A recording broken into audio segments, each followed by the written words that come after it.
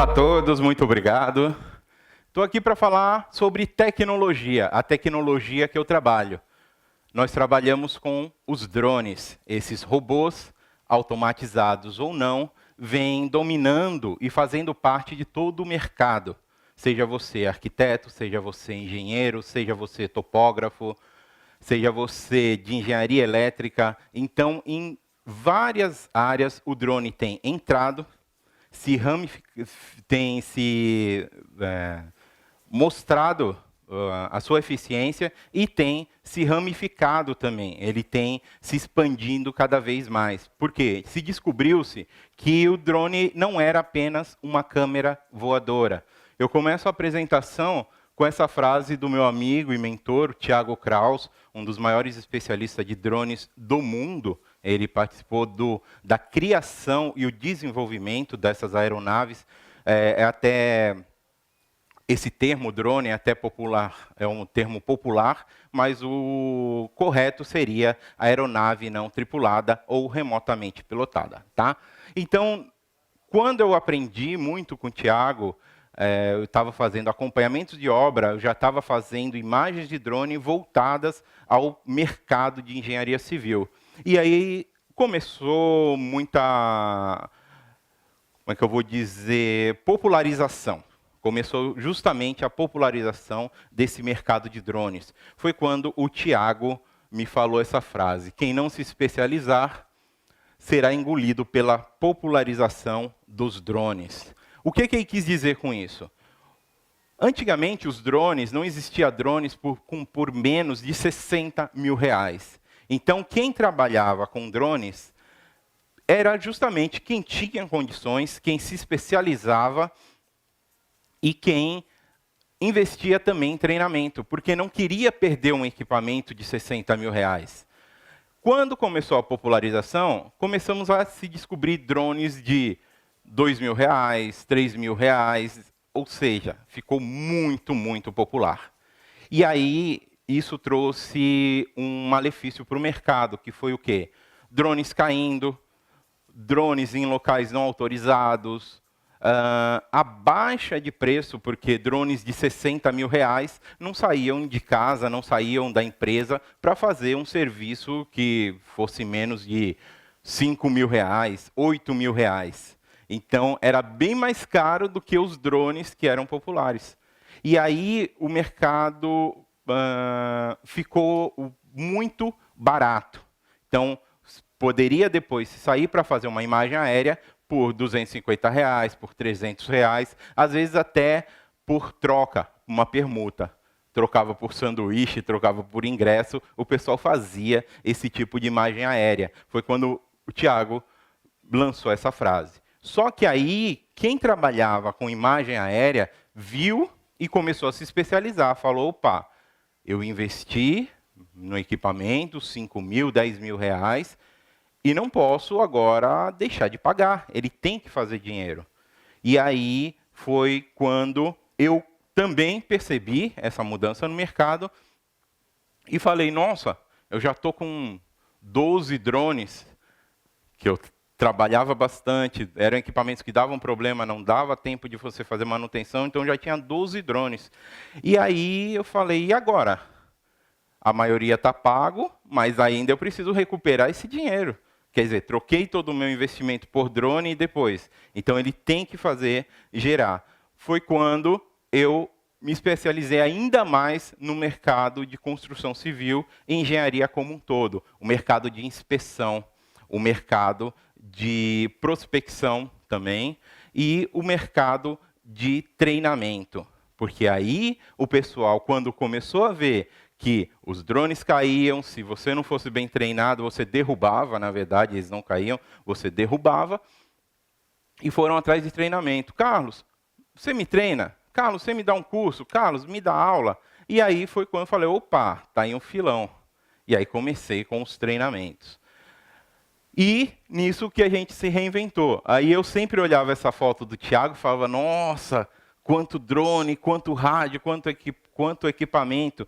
E aí, posteriormente, eu realizei uma parte do sonho, né? Que foi ter uma palestra com muito mais pessoas do que drone, mas essa foto aí eu tenho bastante orgulho, que foi quando eu comecei praticamente a fazer palestras, a conscientizar as pessoas da aplicação desses equipamentos. Não só aplicações, mas regras também, e os perigos de se pilotar uma aeronave dessa sem o real conhecimento. Bom, aqui um outro drone de pulverização, aí nisso se abriu para fazer o quê? Olha, eu vou começar a desenvolver equipamentos.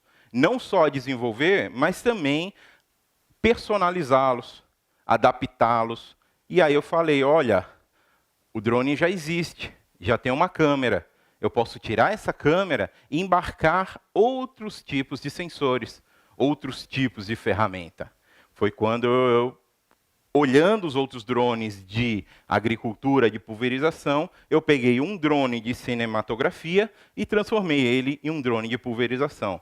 Esse drone ele foi montado com peça, o próprio tanque ali é um tanque de uma Iveco, ou seja, é do esguicho de um carro, e aí eu usei alguns outros componentes eletrônicos, desenvolvi placas para estar fazendo o controle dessa bomba de irrigação, que era também de esguicho de vidro de carro.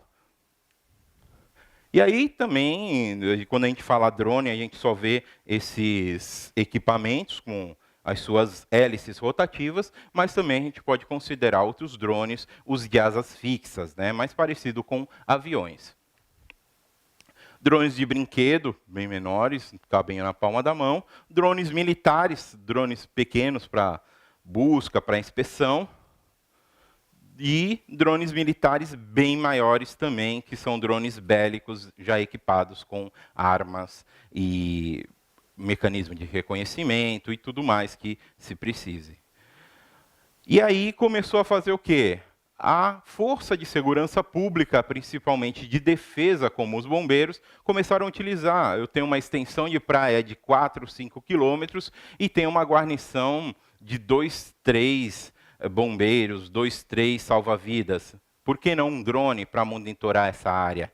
E aí foi aplicado em várias praias aí do litoral, em barragens e rios, o monitoramento com drone. Isso deu uma efetividade e um alcance maior para os agentes de segurança.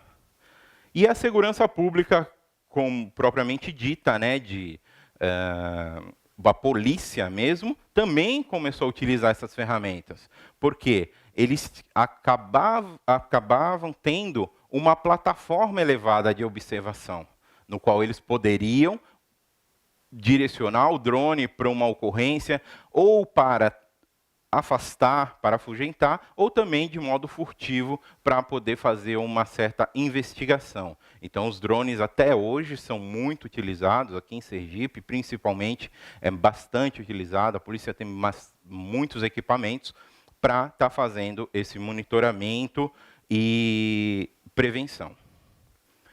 E aí começou a colocar mais câmeras no drone. Vamos colocar câmeras 360 para fazer imagens diferenciadas? Vamos utilizar o drone para inspeção de totens, torres, antenas, porque ao invés de eu ter todo o aparato, ter toda a rotina para estar subindo alguém num andaime, numa cadeirinha ou a rapel para estar fazendo uma inspeção, aí entra o técnico, o engenheiro de segurança para estar fazendo todo o protocolo, eu subo um equipamento em menos de 5 minutos, eu já fiz toda a inspeção, preservando a vida do operador, de quem poderia estar fazendo essa inspeção. Então, eu já excluo o risco à vida. Eu não vou ter uma pessoa pendurada que pode acontecer um acidente de trabalho utilizando esses equipamentos.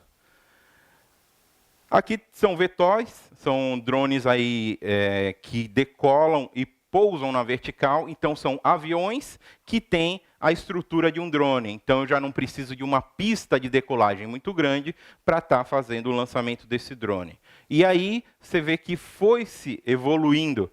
O que eram 2 drones diferenciados, acabou virando um só. Drones para inspeção em espaços confinados. A gente tem um problema porque as hélices é justamente o que sustenta esses equipamentos. Se ela bater numa parede, bater numa árvore, num fio, o drone cai. E aí foi feita essa gaiola para os drones que protege ele de qualquer impacto. Então, ele pode bater na parede, ele volta, e nisso eu posso fazer inspeções em espaços confinados. E aí vai além das imagens, que é justamente aonde eu quero chegar. O que eu posso embarcar dentro de um drone? Hoje nós temos regras, algumas coisas são proibidas, por exemplo, transporte de algo explosivo, inflamável, isso, regras da legislação brasileira, tá? Então, é bem feita, bem estudada essas regras para que não ocorram problemas. E aí a gente pode estar trabalhando, por exemplo, uma força de segurança pública, está trabalhando com um drone equipado com uma garra para estar fazendo um recolhimento, de repente, de materiais perigosos, material infectante, material radioativo, sem expor um agente àquilo. Drones multissensores. Eu tenho esse drone aqui que a gente consegue embarcar até 10 quilos de equipamento nele, né? O payload dele é de 10 quilos. Então, posso equipar ele com muitos sensores, um mini computador até, para que ele faça algumas análises ou o que eu desejar. E a gente consegue trabalhar aí, de repente, até com Arduino, trabalhar com Raspberry, trabalhar com código livre, e aí você tem, a cabeça explode, né? Para quem aí conhece programação, falar em código livre, embarcado em um equipamento de alcance de 2, 3 quilômetros, você vai ter o quê? Você vai ter uma infinidade de análises, de sensores, de atividades que você pode programar esse equipamento. Aí, transporte, soltura de materiais e ferramentas. Então, de repente, você pode estar em uma obra, em alguma atividade que você precise subir ou descer alguma ferramenta. Isso pode ser facilmente feito com drone. Esse que eu falei, ele é para 10 quilos, mas nós temos drones nessa classe 3 até 25 quilos. Então, são 25 quilos de material voando.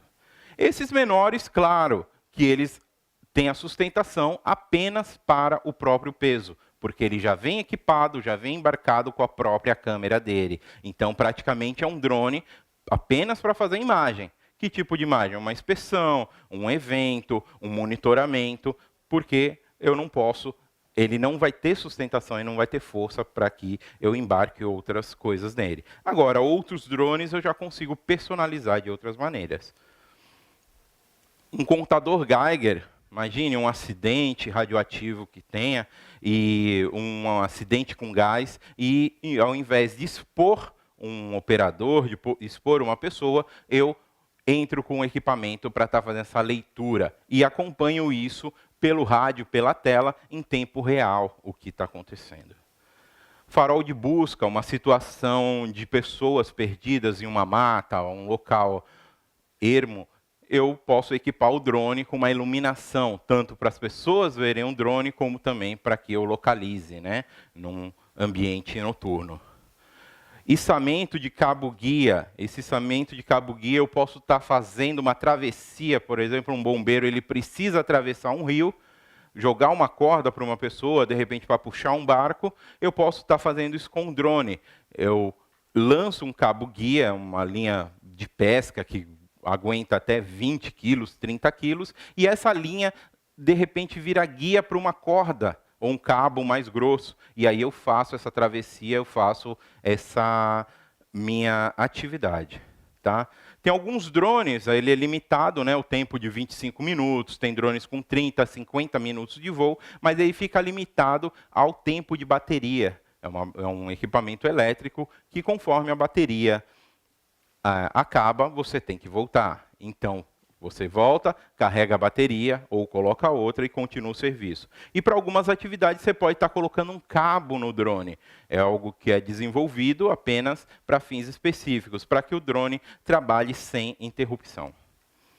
E aí, acompanhamentos de obras, como eu já falei, e não só a câmera RGB, que é a imagem propriamente dita, como nós trabalhamos, como as nossas vistas veem, mas também imagens infravermelho, inspeções em túneis, poços, inspeções em aeronaves, em vez de você montar toda uma estrutura, pegar uma aeronave, um avião, um Boeing para fazer uma inspeção, eu coloco um drone equipado com um laser scan. E esse laser vai fazer o quê? Toda a varredura da estrutura da aeronave, procurando solturas, parafusos soltos, rachaduras, até também, claro, a parte de imagem, vendo a parte de pintura.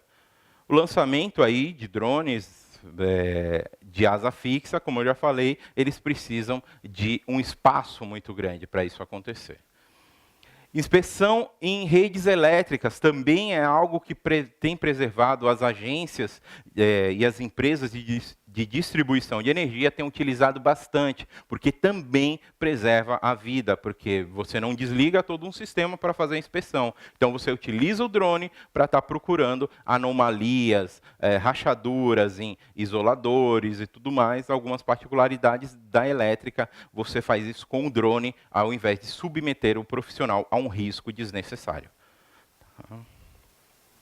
Outros drones aí equipados com mais câmeras, vários sensores. Então, tudo que você pensar, você pode embarcar no drone, se a lei permitir.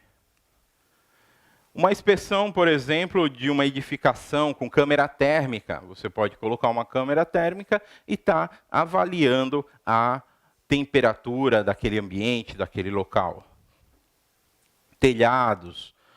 Agricultura, na própria agricultura, você consegue estar utilizando câmeras térmicas para estar avaliando, de repente, câmeras infravermelho para estar avaliando irrigação, saúde da vegetação e até detectando pragas conforme você vê falhas no plantio. Tá? Mas aí casos de torres, de energia elétrica, o içamento de cabos. Como eu falei anteriormente, aqui é a indústria de energia utilizando esse içamento de cabo para quê? Passar um cabo-guia e depois, de repente, tem uma rodovia, tem um rio, então você não precisa interditar tudo. Você passa esse cabo, depois vem puxando ele um cabo mais grosso. Tá? Torres de rádio, você vê torres aí imensas, que chegam aí 50 metros, 100 metros, então é um risco. Qualquer subida ali é um risco e todo um protocolo de segurança tem que ser aplicado para que aquele serviço ocorra. Inspeções plataformas de petróleo, a indústria petrolífera tem utilizado muito, porque as plataformas marítimas, né, todo o serviço offshore, tem a sua particularidade, principalmente da oxidação, aí tem os problemas com os drops, peças, parafusos que caem, e as inspeções têm que ser contínuas. E isso também entra aquela preservação da vida.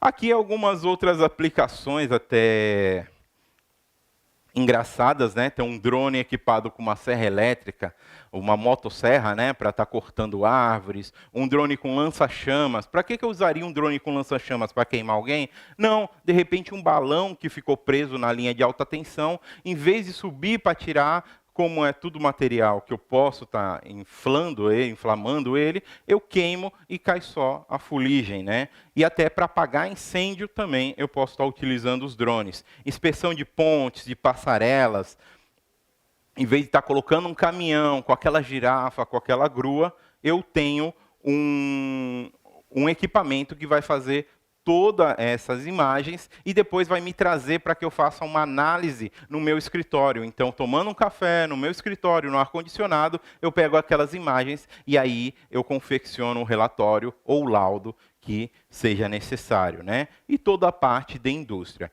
Então, só apresentando mais um drone, né? Todo mundo entende o drone como essas máquinas que voam, eu também vou só apresentar esse aqui, que é um drone subaquático. Então, toda a parte de drone também veio para o fundo do mar, veio para o ambiente aquático. Então, eu preciso fazer uma inspeção subaquática, eu já tenho esse equipamento também que ele faz. É equipado com uma câmera e com luz, que eu posso estar fazendo um monitoramento ambiental da vida marinha, eu posso estar fazendo um monitoramento de um cabo submerso e diversas outras aplicações. Então, eu me despeço aqui, agradecendo essa oportunidade ao TEDx. Muito obrigado.